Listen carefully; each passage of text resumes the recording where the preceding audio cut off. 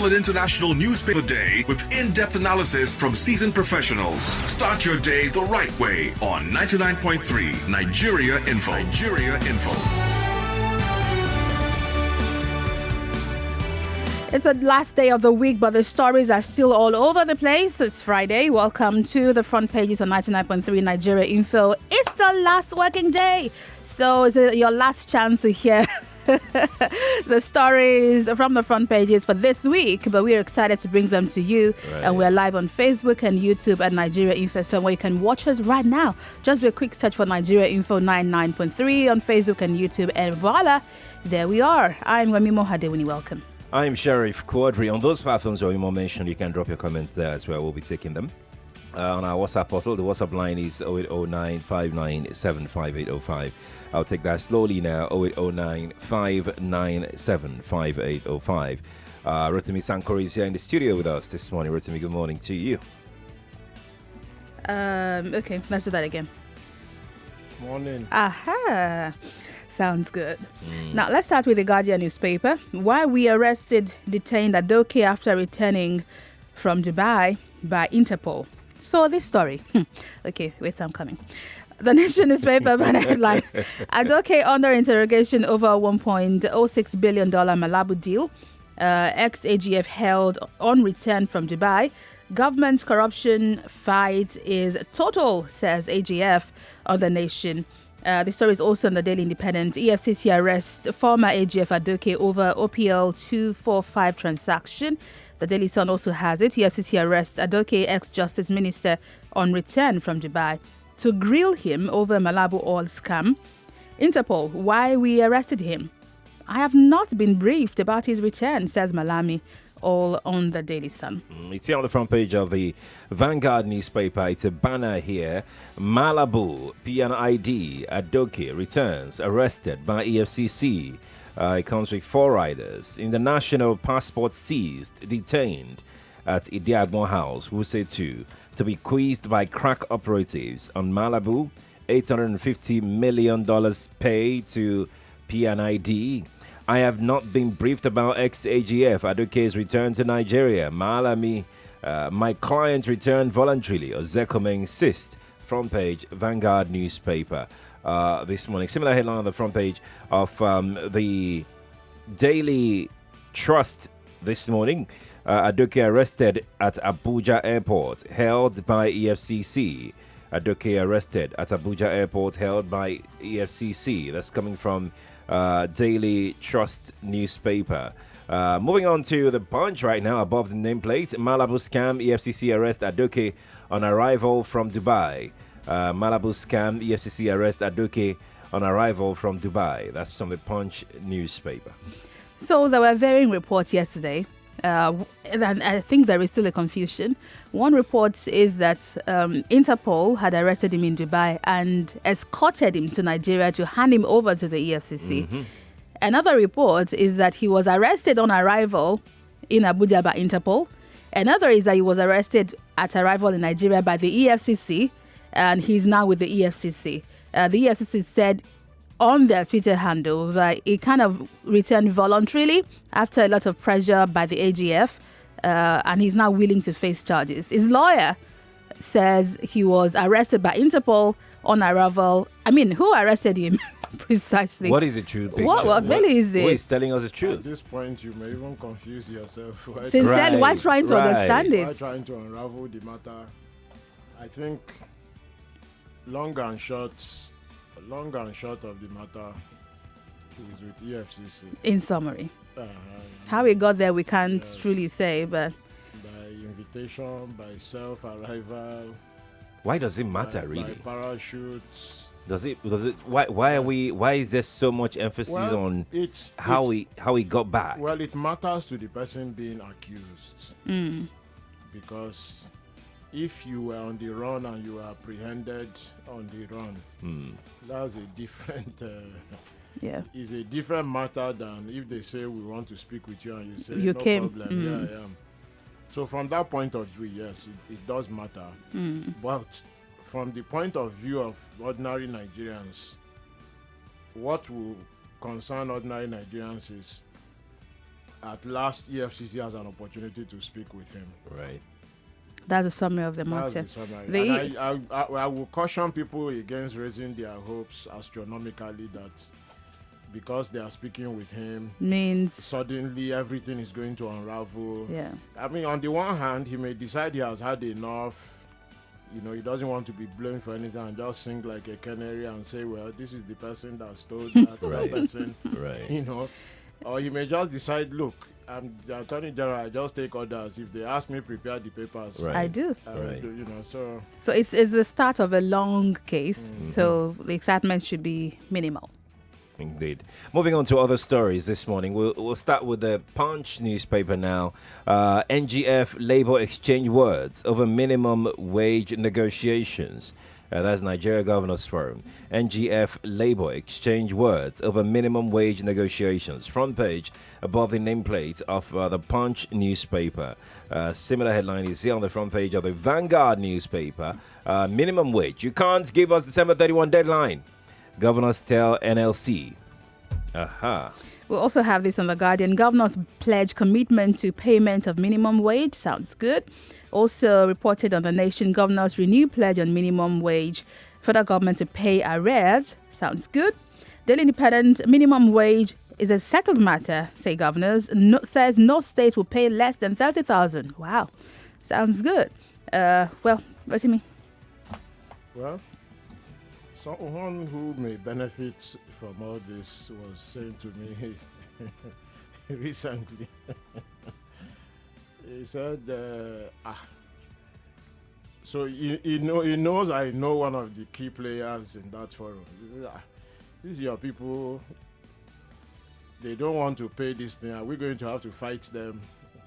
And I said, look, honestly, on this matter, just leave me out. And then the person just said, look, he doesn't care what they are saying or doing that. All he knows is that all the workers that want to benefit from this thing, even if it is on January 31st, they should just backdate it to the day the thing was signed. Right. And they will Right. be happy. And they will be very glad. So, yeah, that's my takeaway from the matter. I didn't realize how widespread that sentiment was, but it does make sense that people just want the thing to be backdated so that they can enjoy their Christmas, New Year, everything wrapped together. So that's one struggle that we may not be keeping our eye on there. Are the governors actually delaying so that they pay from whenever they agree rather Right. than when it was signed? Yes. And that may be the next battle. Sometimes there are things simmering under and you don't really realize until you talk to the stakeholders and they give you The reality. from their side. The Nation newspaper, missing kid. Ondo police arrest 10 for arson. Governor urges calm. This is our conversation at 8 o'clock. We're speaking with all the stakeholders involved by 8, so you should join us. We're speaking to them live from Ondo, so join us. It's on The Nation, missing kid. Ondo police arrest 10 for arson. Also, the story is reported on all the dailies. Let's see, we got it elsewhere. Yeah, it's there on the front page of the Vanguard newspaper. Missing boy in Ondo Church. Police arrest 10 suspected arsonists. That's coming from the Vanguard newspaper. And from the Punch, police arrest 10 for looting Ondo burnt church. Pastor sues DSS over detention. That's from the front page of the Punch newspaper. We'll be speaking with his lawyer also. He'll be Right. joining us at Right. 8. But mob action is always terrifying when it happens. And this is why everybody always has to be patient for the law to take its course. I mean, Right. there's this saying that annoys people who are in a haste for jungle justice when they say the law is an ass. And that sometimes, the wheels of justice grind very slowly. But if you embark on mob action like that and they find out that none of the victims was involved. I mean, and they've been killed already. Yeah, 2 people what are then dead. happens? Mob action, and the kind of people that incite mob action, You know, I mean, these are not well considered people. You see many of them and you think that their brains are functioning properly. But when push comes to shove, and you know, you see them on social media, you know, many of them pretending to be responsible people. Right. But once they hear, Yes. well, everyone You just know, loses it, and It's extremely dangerous. It's extremely dangerous. I mean, it would help, of course, if the police is more efficient than it is. yes, You know, and justice is seen to be served. But regardless, and that's one of the reasons why death penalty in international jurisprudence is now seriously frowned on, because we've seen cases where 20 years later people are found innocent. to be innocent. Right. So You can't bring them back if you had killed them. We always have to be very careful about or anything that can lead to lynchings and mob justice. And some journalists were even attacked.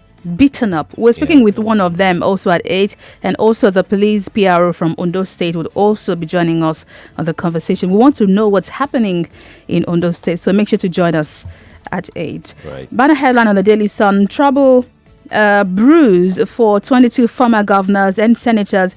We're probing them for money laundering, says the AGF. Who are they? You can find out on page 2 of the Daily Sun. It's here on the front page of the Vanguard newspaper.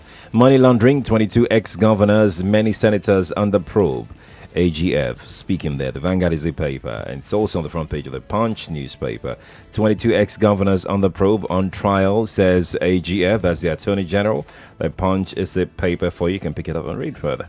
Well, if you want to know who they are, unfortunately, even if you look at page 2, there isn't a name. Just governors and senators. Our own headline here is join us for Public Square Bam. at 4 p.m. We are really going to be looking at all these matters. We are expecting the chair of the Independent Corrupt Practices Commission, the ICPC. Great. I mean, how widespread is corruption? I mean, in public service. You know, I mean, you see 37 billion being allocated for innovation of the National Assembly.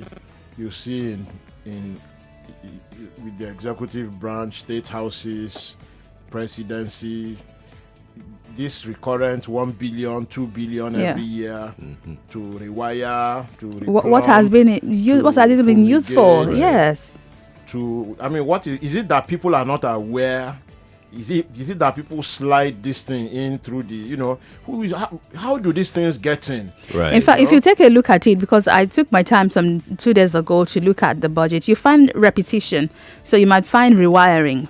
Under rewiring, you find rewiring again. The same amount. You always almost think, was it a mistake? It might be repeated 3 times. For me, the most scandalous I've ever had, it was about 3 weeks ago.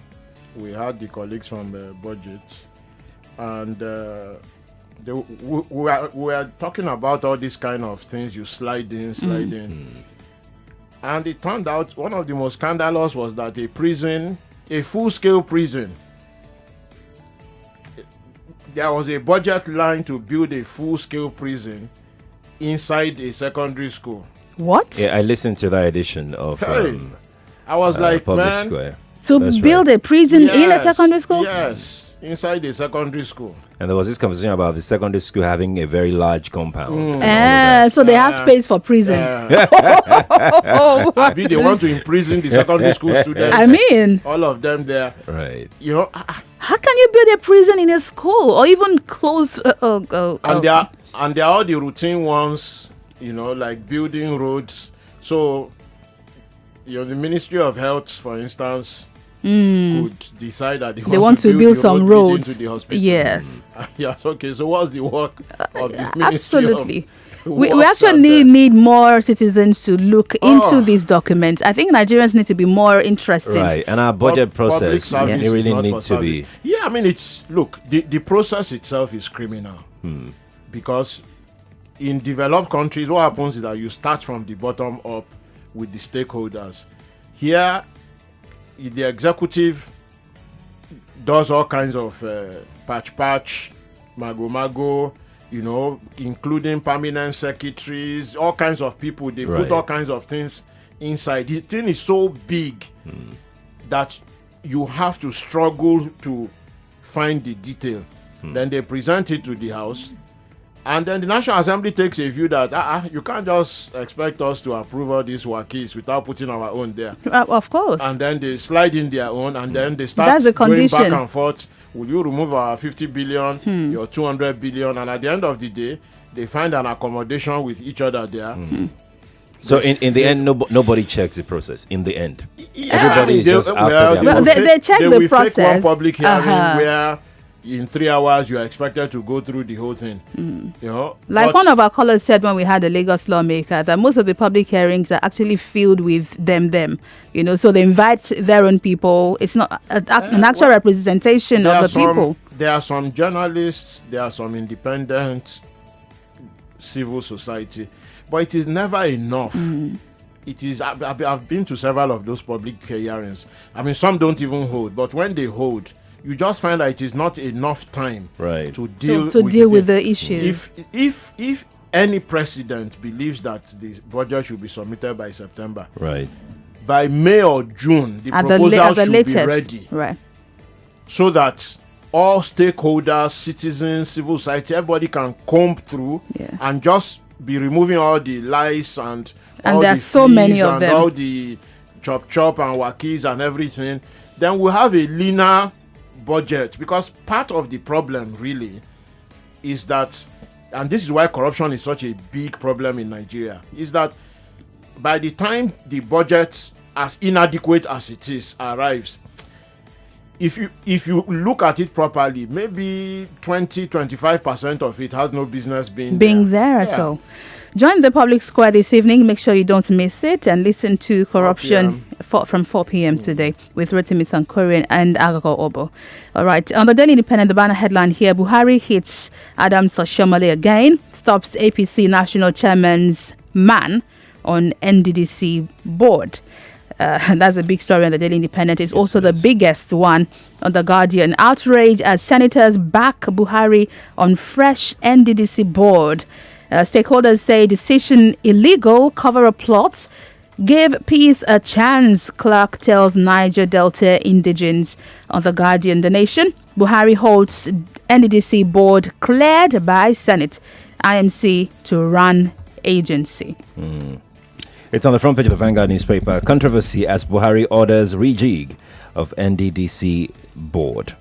Let me read a bit of it from the Daily Independent. It sounds like it's going to be pretty interesting. Comrade Adams Oshiomhole, who's the national chairman of the APC. Please withdraw that chieftaincy title. Comrade. I'm reading what the paper wrote. I didn't put it there. Suffered yet another blow on Thursday when President Muhammadu Buhari stopped the inauguration of the new board of the NDDC, that's the Niger Delta Development Commission, in which he has vested interest. The president had recently approved a new 16-man board of the NDDC with Dr. Pius Odubu from Edo State as chairman. Odubu, was Oshiomhole's deputy as Edo State governor between November 2008 and November 2016 and was nominated to the board by Oshiomhole. The deputy senate president, Ovie Omoagege, also nominated Bernard Okumagba from Delta State as a new managing director. Now, the APC national chairman's misfortune came less than a week after the presidency ordered the police to stop the party from holding a mega rally in Benin City, the Edo State capital, on Friday. Presidential advisor on media and publicity, Femi Adesina, said in a statement on Thursday that the president had approved that the board of the NDDC be recomposed and inaugurated after the forensic audit of the organization. Let me quote Adesina. The president has also directed that the interim management team of the NDDC be in place till the forensic audit is completed, and that the supervision of the commission shall remain under the Ministry of Niger Delta Affairs. There's more on page 4. Honestly, let me first say that when you assume certain positions, there are some titles you should drop. And Adams Oshiomhole is just well advised to drop that chieftaincy title, comrade. This Is it a chieftaincy title? Well, that is what it is now. Isn't it an activism thing? Is he an activist now? Well, maybe the papers should stop using it. There was a recent video I saw and of it's him, not just and he him. claimed to still be People remember in active activism. People remember characters like Chukwu Merije. You know, I mean, you can't. I mean, Chukwu Merije's case is even worse because I mean he was just blatantly anti people, and then you are wearing a chieftaincy title that suggests that you are for people. I mean, the point is that when you are the chair of the ruling party, you are firmly in the category of the political elite. You are not connected to the labor movement anymore. You know, so that matter should just be settled. At least unless you go back to it later on. Yeah, I mean, you are not in the labor movement anymore. Anyway, that aside. But he claims to be, like Sheriff says he's still an activist. So. We don't have enough time to do justice to the matter. But the issue is, he keeps getting caught in these controversies, in quotes, either in his state, with the incumbent governor, with the party, with the secretariat of the governors forum, with some state governors not happy with the direct or indirect primary. Right. It is true that the chair of any political party should lead from the front. But in a country like Nigeria, and I'm saying this, you know, I'm not a member of the APC, you know, or any of those parties. But the ideal situation, in fact, what is recommended is that whether it is APC, PDP, whatever, if you are the chair of the party, lead from the front, but try as much as possible for some consensus building. Right. Stay out of all this controversy and just get your job done. I mean, you notice how many times he just keeps. How do you get your job done when the governors want to do your job for you? And that's the bulk of the controversy. Well, like who's in charge? So that's the thing. You try for some consensus building. If it's on a matter of principle, right, then there is nothing you can do. So if for instance, as chair of the ruling party, he comes out and says, "I recommend to all our governors that the minimum wage, as approved, needs to be paid, and it needs to be paid before December 31st because our work here is to improve the living conditions of Nigerian workers." That's a matter of principle. Okay. Now, if the governors want to quarrel with you, good luck to them. You know that both the party members and the public will be on your side. You have set them so up. those are the kind of battles anybody should Rotimi, choose. we really need to go chair. now. We need to go. Let me read a comment on Twitter from Joy Forever, who says management of information is worrisome. So who actually arrested Aduke? I know. He also says building a prison in a secondary school is inside the budget. Said Nigeria has enough resources to better our lives, but padding and corruption. Okay, I'll just stop it right there. Even their school serve is not well resourced. Absolutely. Someone is asking a question on Twitter. Nigeria Info, is National Assembly renovation 37 million or 37 billion? 37 billion naira, sir. We're back after the break and we're going to Ondo State to talk about the case of the missing child, mob action, a policeman was killed, journalist attacks, church raised, and the prophets is in DSS custody. Why, you might ask? Right. Join us after the break. I'm Wemimo Adewuni. Rotimi, thank you for joining us on the program this morning. I'm Sheriff Quadry.